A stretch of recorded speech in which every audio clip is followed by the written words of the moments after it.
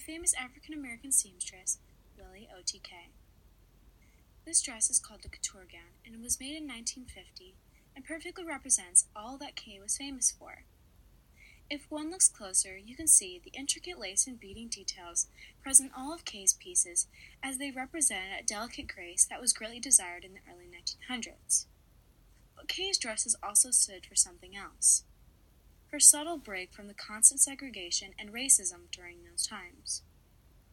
Born on March 17, 1894, to African-American businessman Henry and Josephine Kay, Willie fell in love with dressmaking at a young age by observing her mother and grandmother.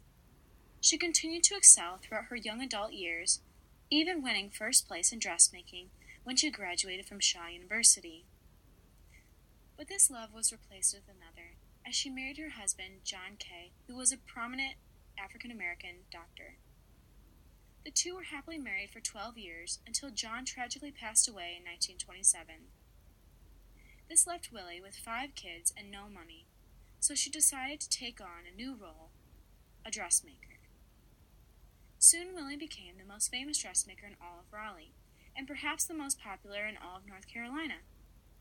She would have lines outside of the door and women calling years ahead of time to get one of her gowns.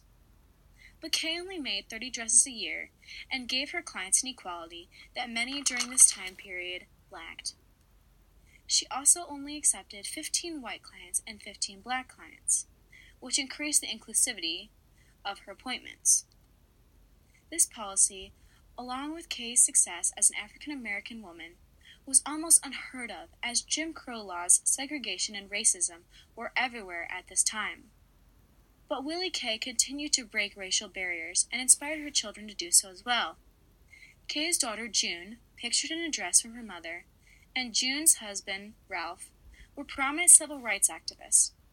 And their son, Bill, was even the first African-American student at an all-white school after it was desegregated. Furthermore, Kay's grandson, Ralph Jr., was the first African-American elected to office in North Carolina. This role Kay's children and grandchildren played in breaking down segregation and racism was definitely inspired by Willie's breaking of racial barriers. Willie continued to sew into her 90s and passed on September 25, 1992. And although she is gone, Willie's dresses, like that of the couture gown, continue to inspire young black voices in fashion, as she subtly fought segregation and racism, not with violence, but with a needle and thread.